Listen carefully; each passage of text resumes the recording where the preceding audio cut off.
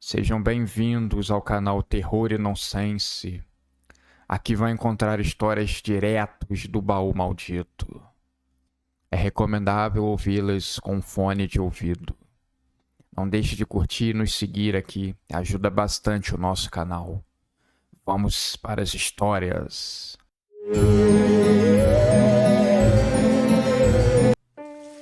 Uma maldição ocorria naquela cidade. Desde muitas décadas atrás, dizia a lenda que existia um padre chamado Ambrósio, que era bastante caridoso, alimentava todo mundo que buscava sua paróquia, tirava dinheiro do bolso para ajudar as pessoas, levava a caridade para todos os cantos. Em noites de Natal, ele passava pelos cantos mais pobres da cidade, levando brinquedos e doces para as crianças. Ele era muito querido e amado. A sua igreja, nos dias de domingo, estavam sempre lotadas. As pessoas se aglomeravam até do lado de fora para ouvir a sua missa. Mas em um dia de inverno, enquanto as pessoas estavam se aquecendo contra o frio, um bandido entrou na igreja para roubar os aparatos de ouro, dinheiro, dízimo e até as doações. Alguém que talvez já esteja condenado ao inferno. Padre Ambrósio se levantou da cama assustado com o barulho. E ele foi ver o que era. Acabou se deparando com o bandido. O padre tentou acalmar os ânimos, dizendo que não tinha necessidade de violência, que ali era a casa do Senhor e ele seria muito bem recebido. Meu filho, Deus quer o bem de todas as criaturas. Você pode abaixar esse facão e levar esse dinheiro que você está carregando. Ninguém vai fazer nada. Eu prometo a você. Mas nessa hora, Padre Ambrósio levantou o crucifixo para abençoar o pobre homem. Mas ele, assustado, achou que o padre ia brandir alguma arma. E sem pensar duas vezes, ele desceu o facão na cabeça do pobre padre, que caiu morto na hora, com o crânio rachado em dois. O homem fugiu da igreja sem levar nada. Esse mesmo assassino se entregou à polícia alguns dias mais tarde. Ele tremia e balbuciava sempre as mesmas palavras. O padre vem toda noite. O padre vem me pegar. Na cidade, as pessoas ficaram chocadas com o acontecimento. Mas no dia do enterro do pobre padre, que aconteceu na própria igreja, existia um pequeno cemitério que rondava toda a igreja do Cosme Velho, aonde o padre, entre outras pessoas religiosas importantes, já foram enterradas. Amado por todas as pessoas, elas não compareceram ao seu enterro. Apenas um outro padre, sendo obrigado a vir de outra igreja para dar os ritos finais, e o coveiro estavam presentes ali, para dar um último adeus ao homem. O coveiro, antes de fechar o buraco, deixou uma rosa como despedida para tão santo homem. O espírito de Padre Ambrósio, vendo aquele descaso daquele povo que ele tanto amou e ajudou, o virando as costas naquele momento tão delicado. O seu espírito se descuidou e foi tomado de ódio e rancor, deixando o diabo fazer morada ali dentro. Desde a morte do Padre Ambrósio, aquele sino da antiga igreja do bairro Cosme Velho badalava sombriamente. As pessoas diziam que a cada toque, uma alma era ceifada pelo espectro do Padre Ambrósio, que buscava companhia na eternidade do seu descanso. Muitas pessoas na cidade já diziam ter visto o espírito do homem andando por ela, com a cara fechada e amargurada, o crucifixo no peito, uma rosa na mão e apontando o dedo para as pessoas. Nenhum padre consegue ficar muito tempo naquela igreja. E mesmo aquela igreja passando por processos de verificação e purificação, ainda dizem que o Padre Ambrósio a assombra. Os padres chegam, ficam muito pouco tempo e depois vão embora, sem dizer uma palavra sequer. Mas as pessoas sabem, elas não são burras. Aquela igreja pertence ao fantasma do padre.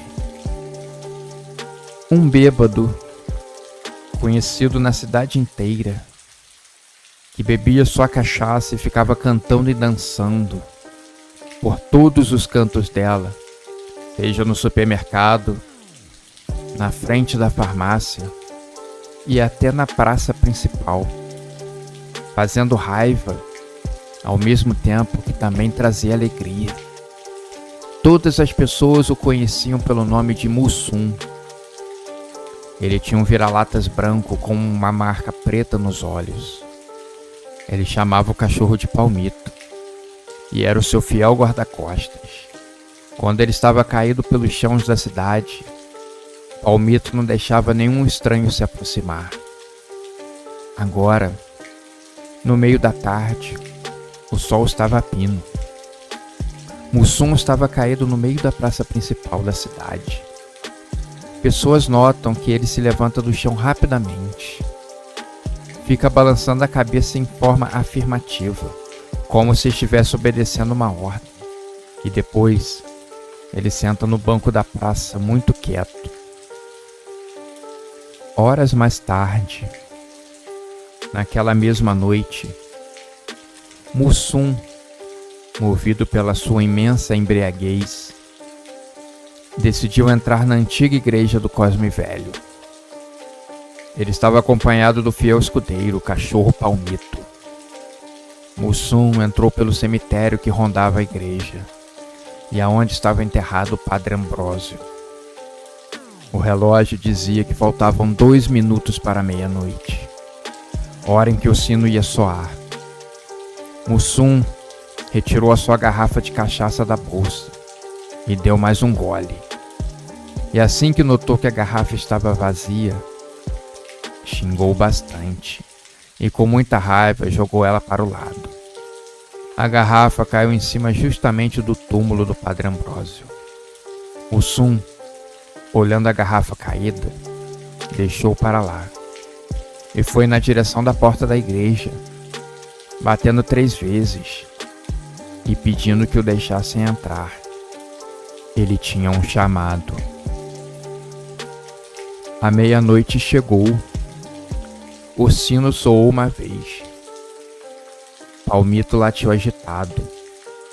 E Mussum sentiu um calafrio percorrer a sua espinha. Quando o sino da igreja soou pela segunda vez, ele viu uma sombra se mover entre as lápides. Ignorando o instinto de fuga, Mussum seguiu em frente, batendo na porta maciça de madeira da igreja e pedindo para entrar, repetindo que ele tinha um chamado. Ao terceiro badalar do sino, a sombra tomou forma humana. O rosto estava escondido sob uma capa preta. Com uma risada macabra, Padre Ambrósio apareceu diante daquele pobre homem, seus olhos vazios como a morte. Palmito gritou de medo e correu para longe, com o rabo entre as pernas. Mussum viu o brilho de uma lâmina que refletiu a luz da lua, e antes que ele pudesse gritar, O padre brandiu a sua foice, que aos poucos foi sugando a vida do pobre morador de rua.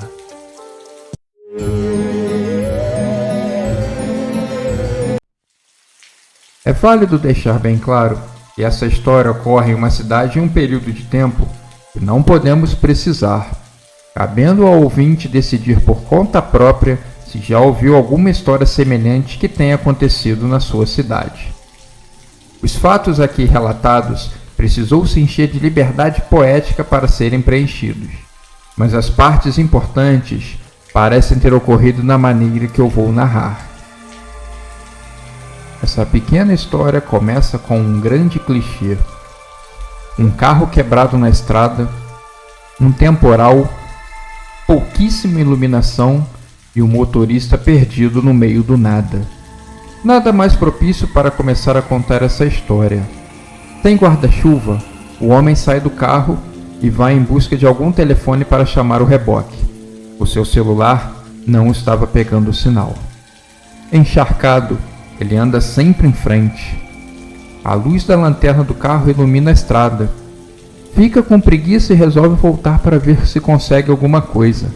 Levanta o capô e olha o motor em busca de algum defeito visível. Mas ele não entende muito de mecânica. Abriu o porta-malas e retirou o triângulo de sinalização. O armou atrás do carro. Ele não acha que seja necessário. Vinha um bom tempo dirigindo e nem uma única alma, seja de carro ou a pé, ele avistou. Fora o tempo em que ficou parado tentando fazer o carro funcionar. Deu um chute no pneu dianteiro. Obviamente, o carro não funcionou. Trancou o carro, aproveitou que a chuva deu uma estiada e resolveu ir em busca do telefone. Dessa vez para valer. No princípio, a lanterna do carro ainda iluminava a estrada. Depois, teve que se guiar com a parca luz do luar, que se escondia atrás de muitas nuvens.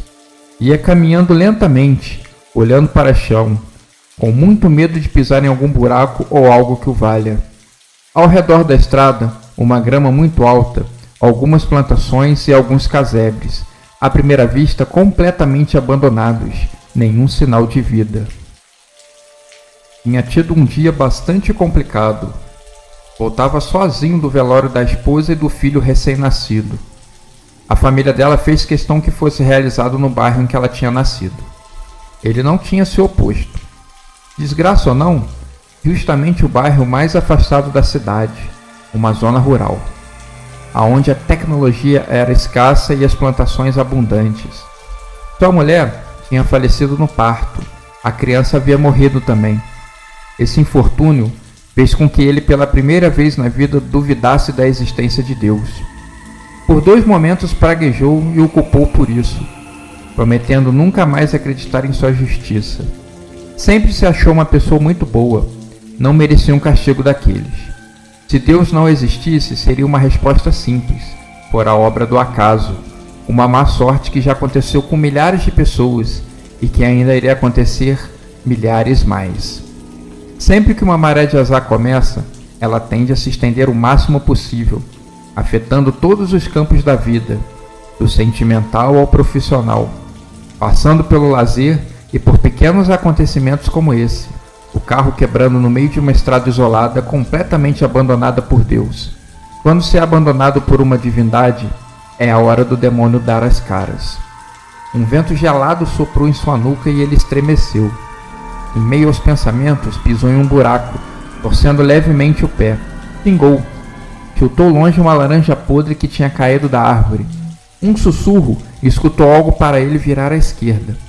Acreditou ser apenas coisa da imaginação, dessas que muda o número vencedor no último instante. Vários morcegos passaram voando baixo. Ele fez o sinal da cruz. A sua avó, muito religiosa, dizia que era um sinal de má sorte, algo a ser evitado. O que ele não conseguiu evitar também foi pisar em algum animal morto, certamente atropelado na estrada e jogado de lado. Seria esse mais um sinal de má sorte? Preferiu não ser supersticioso e seguiu em frente. Antes de chegar na bifurcação, aonde certamente irá escolher o caminho da esquerda, havia um posto de gasolina, inabitado e caindo aos pedaços. Quando ele esticou o braço para pegar o fone do orelhão, fez isso torcendo para que estivesse funcionando, mas não estava. Bateu com muita força o fone no orelhão até que arrebentou, e ele abandonou os pedaços caídos no chão, não sem antes ter notado uma frase engraçada pichada no orelhão. Mesmo no meio do nada, acontece algo para te ferrar. Deu uma risada e se apressou a pegar o caminho da esquerda. Não demorou muito e ouviu um barulho de carro. Ficou na expectativa. O barulho aumentava indicando a aproximação. A chuva havia parado completamente e a lua já não se escondia tanto. Pressentia que a sorte estava mudando, mas nem tanto. O motorista nem tomou conhecimento da sua existência e de seus apelos por ajuda. Passou levantando poeira e molhando as calças dele. Rabugento e indignado, tentou gritar e xingar o motorista do carro de todos os nomes que conseguia pensar em poucos segundos. O cardápio de insultos era extenso e variado. O motorista, óbvio, curtia sua cerveja e nem tinha notado tão falastrão e indignado homem. A todo instante confirmava se o celular já tinha pego o sinal, preocupado. Via que em breve teria que desistir dessa ideia. No visor mostrava que faltava apenas uma barra para que a bateria fosse totalmente descarregada. Resolveu deixar desligado, só o religando em caso de ver se o sinal tinha voltado. Teve que se segurar um ímpeto de não arremessar o aparelho longe, ainda indignado com aquele motorista. Ao longe, uma luz fraca vermelha se acendeu. Foi o suficiente para que ele notasse e se agarrasse àquilo como sua salvação. Correu o mais rápido que pôde em direção àquela casa. Seu pé não deixava correr muito. A torção ainda o fazia doer um pouco. A casa não estava muito longe. Tinha alguns carros e aquele que o tinha ignorado também estava lá, coisa que o fez ranger os dentes de raiva. Se tivesse a oportunidade e soubesse quem era o dono, perguntaria o motivo de não tê-lo ajudado. Chegando mais perto, viu que não era uma casa, e sim uma igreja pequena, dessas de bairro. Pelo barulho, ele percebia que estava lotada. As pessoas rezavam e falavam alto, mas falavam em uma língua que ele não entendia. A luz vermelha acesa dava ares demoníacos ao lugar, mas ele não estava se importando se o lugar era de Deus ou do diabo. Queria apenas um telefone para que pudesse chamar o reboque e finalmente ir embora para casa. No velório, demonstrou uma profunda tristeza. Todos iam até ele com olhares de pesar, mostrando seus sentimentos, o quanto estavam abalados, fora os abraços carinhosos e as palavras de forças para que ele consiga superar as dificuldades. Já no final, quando todos já tinham partido, ele ainda se encontrava lá, olhando o caixão da mulher e o caixão do pequeno. O agente funerário compreendia aquela tristeza e o deixou ficar um pouco mais. Quando já não podia mais esperar, entrou no carro e partiu. No dia seguinte teria um enterro pela frente. Parou em frente ao grande pórtico da igreja. Bateu na esperança de ser atendido. Ninguém veio ver quem era. Ficou olhando os vitrais. Estranhou a ausência de imagens sacras. Ao invés disso, o que ele percebeu era diferente. Desenhos que não se pareciam com nada. Eram desenhos surreais, com traços tribais. Para seu espanto, o único desenho que conseguia distinguir as formas era o tão famigerado bode, com seus chifres pontudos e reluzentes, sentado em um trono de ossos e um crânio na mão. Hesitou, não queria mais entrar. Começou a pensar que, se afastando de Deus, talvez tenha dado a chance à chegada do demônio. Fazia menção em se virar e ir embora, quando um relâmpago rasgou o céu e trouxe com ele uma enorme tempestade. A porta de repente se abriu. Ele viu pessoas ajoelhadas no chão, comendo pedaços de carne e lambuzendo de sangue. Uma pessoa decapitada pendurada pelos pés numa corda. Pessoas que mais pareciam demônios olhavam fixamente para ele. Assim que a porta se abriu, sem saber, o motorista que o tinha ignorado jazia no altar com a barriga aberta, parte do seu intestino ainda pendurado, marcas de mordidas no pescoço e braços. Tinha entrado ali por engano em busca de cigarros e mais bebida. Estava muito bêbado para perceber que não era um bar, e também não imaginava que fosse ter semelhante destino. O homem virou as costas para ir embora, mas a porta tinha fechado como que por mágica, e ele não conseguia abrir. Como que para se defender, pegou um pedaço de madeira e juntou com outro pedaço, fazendo uma cruz. Sabia que, como em um drink no inferno, não iria conseguir durar até o amanhecer. Queria era espantar as criaturas e fugir.